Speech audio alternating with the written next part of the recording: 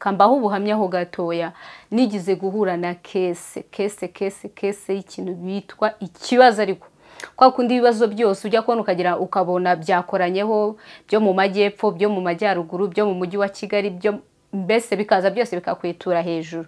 Ndagenda ibibazo biranzonga koko, ndangije umunsi umwe neza numva ngiye gusara, numva mu mutwe haratangiye kuzamo ya majwi avuga iyahuri, andi akaza ambwira genda mu muhanda imodoka iguce hejuru, mbese mu mutwe wanjye numvaga bwarayaze nanjye ubwanjye. Uyu munsi rero ndashaka kongera kukubaza nti mu buzima bwose ubayemo birashoboka ko ufite ubuzima bugoye bubabaje, birashoboka ko uremerewe n'ibihe, ariko nanone ndashaka kubaza nta kintu Imana yaba yarigize kugukorera, nta kintu Imana yaba yarigize kugukorera ku buryo kano kanya naho ngaho utari uzi ko wahagera. Nabonye igisubizo cy'Uwiteka. Ngiye rero ngenda gutyo, ngenda nk'umusazi imbere yayo nkayibwira nti uri hehe papa ko nahageze. Njya mbona ukuntu muri iyi minsi abantu mwihaye kuvuga kwa Pastor Julienne kutaza ahantu yahamagariwe.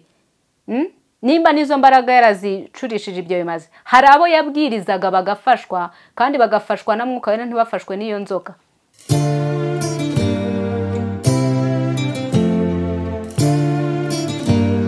Hello my beautiful people, nizere ko mumeze neza, natwe turi tumeze neza, turashima Imana.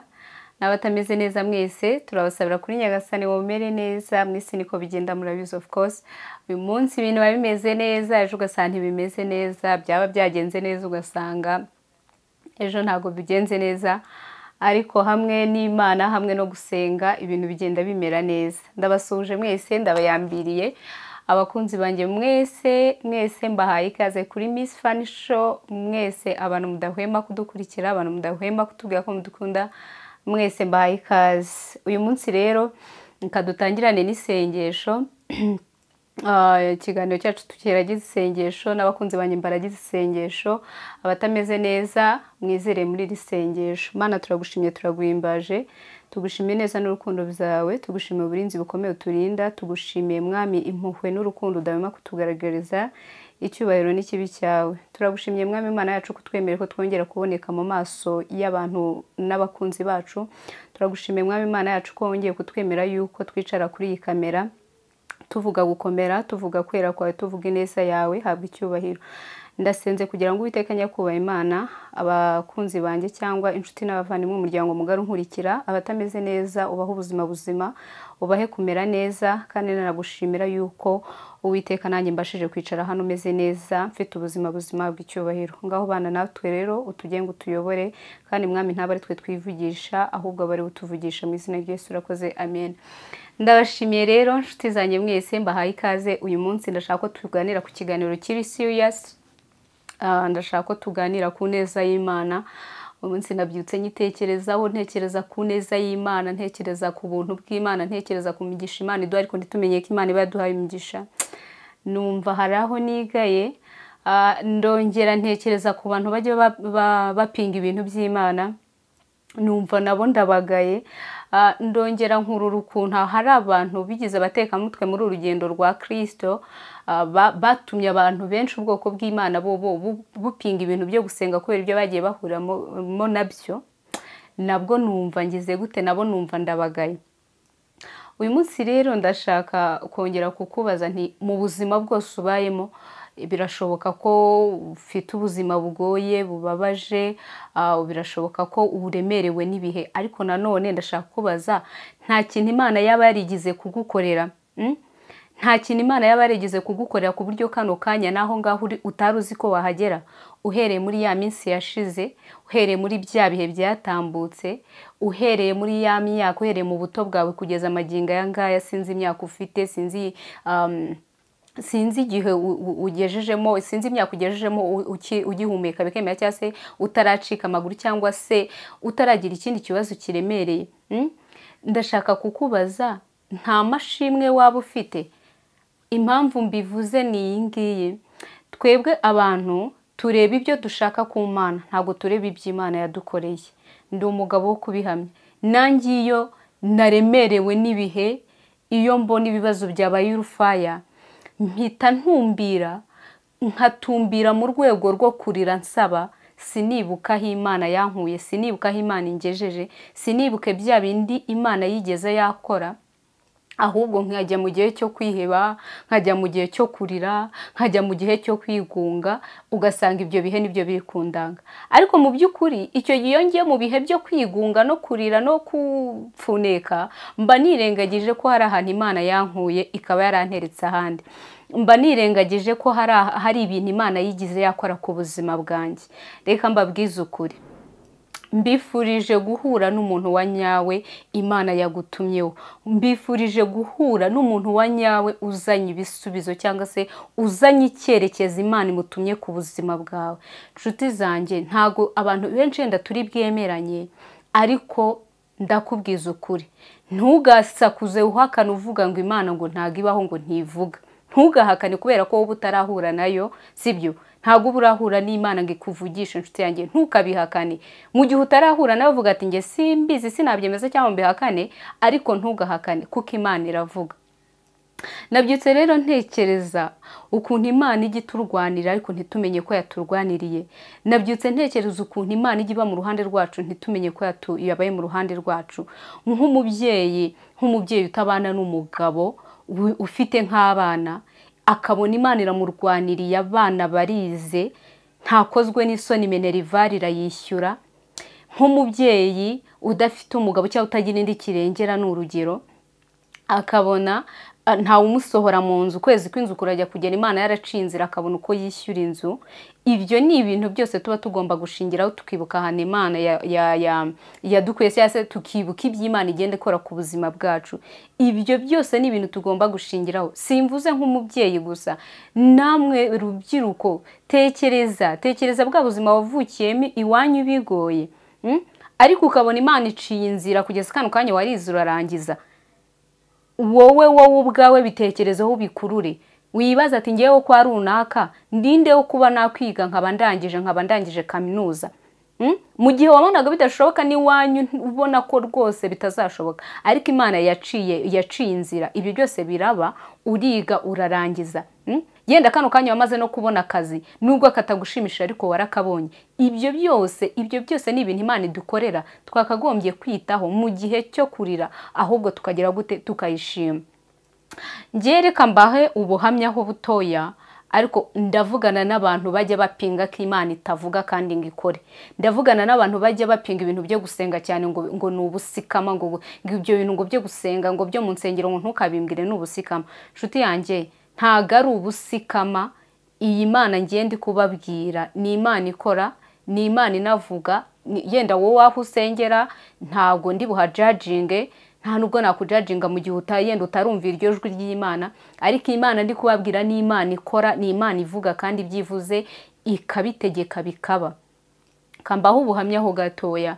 Nigize guhura na kese y'ikintu bitwa ikibazo, ariko kwa kundi ibibazo byose ujya kubona ukabona byakoranyeho, byo mu majyepfo, byo mu majyaruguru, byo mu mujyi wa Kigali, byo mbese bikaza byose bikakwitura hejuru.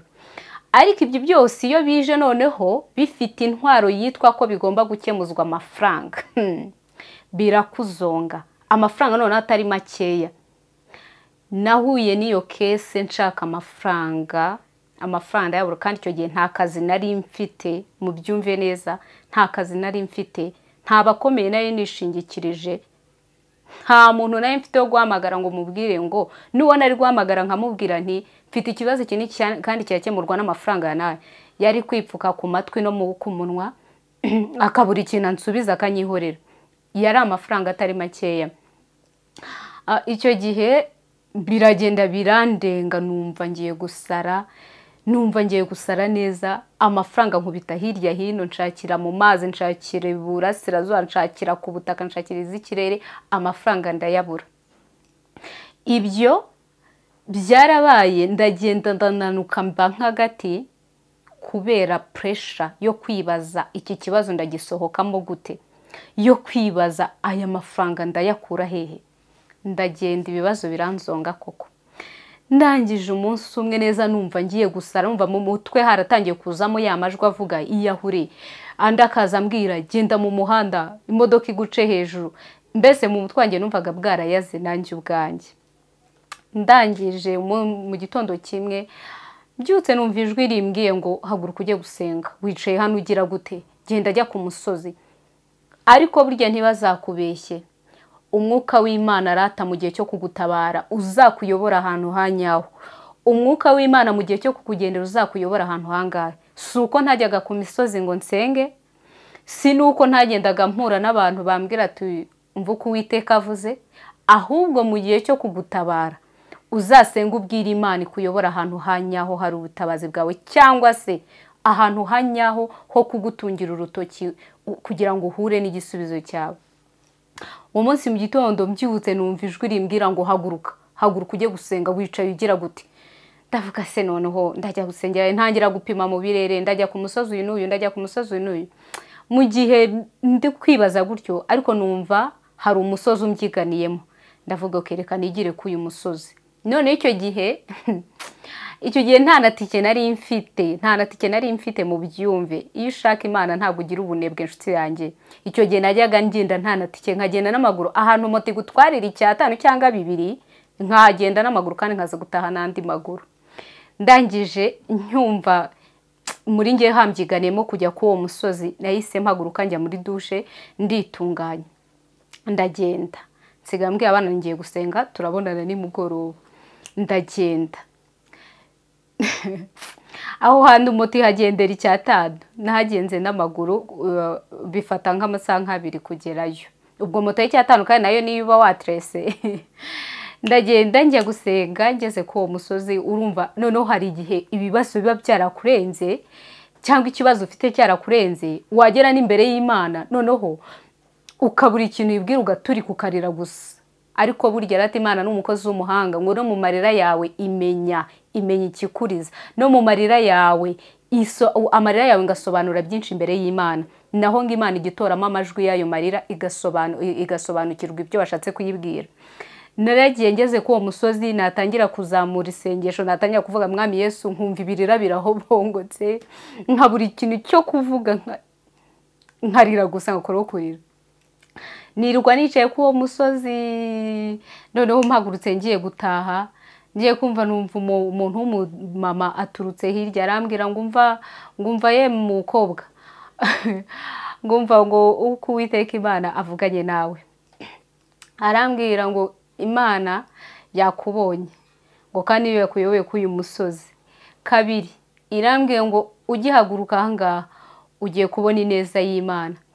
Arambwira ngo Imana irambwiye ngo ukora amasengesho y'iminsi 2 yihuse, ku munsi n'isaha uzayarangirizaho Imana izakwiyereka ibyakurizaga iryo deni ubona rihambaye kuri wowe imbere y'Imana n'akadomo.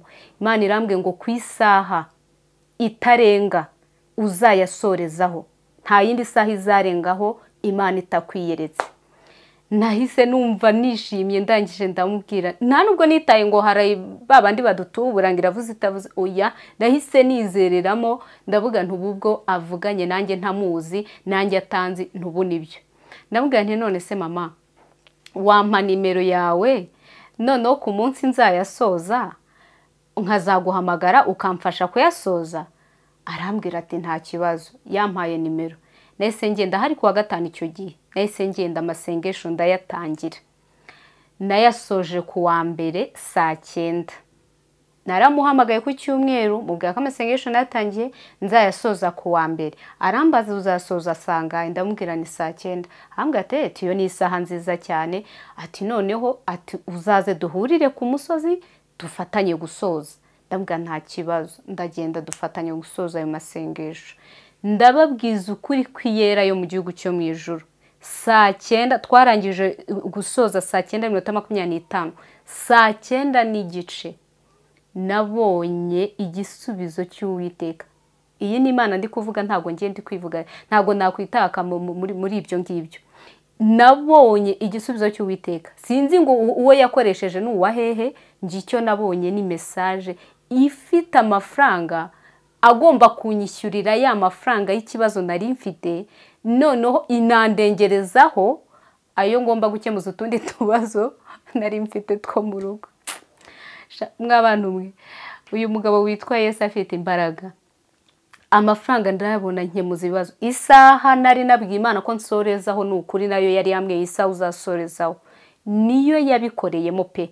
Ntabwo yigize, nta minota 20 yigize renga icyo kibazo uko Imana yari yabimbwiye bidakoretse. Oya, message y'amafaranga nari nkeneye nayibonye saa 9 n'igice zuzuye.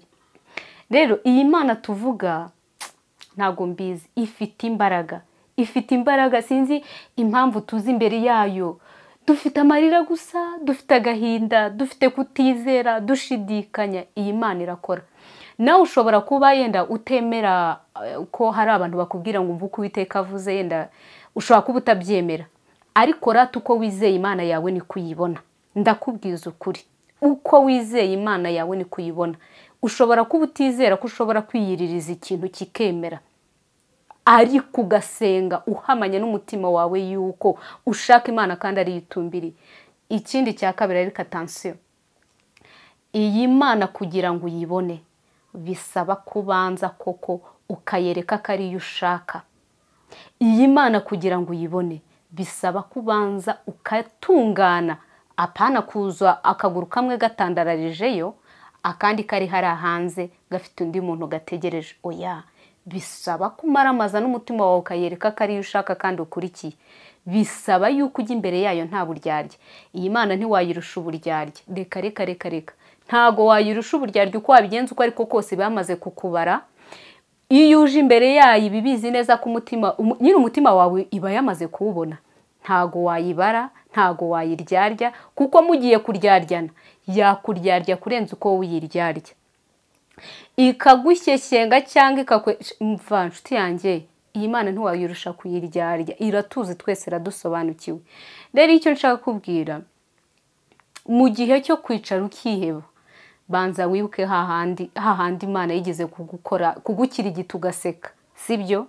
Ikindi cya kabiri ubanza urebe, noneho uku kwezi turimo n'ukwezi kuzuyemo impanuka, tekereza kubera iki abandi bariho barahitanwa n'impanuka, ngiye ntizimpitane. Ni urugero, ngiye ntizimpitane.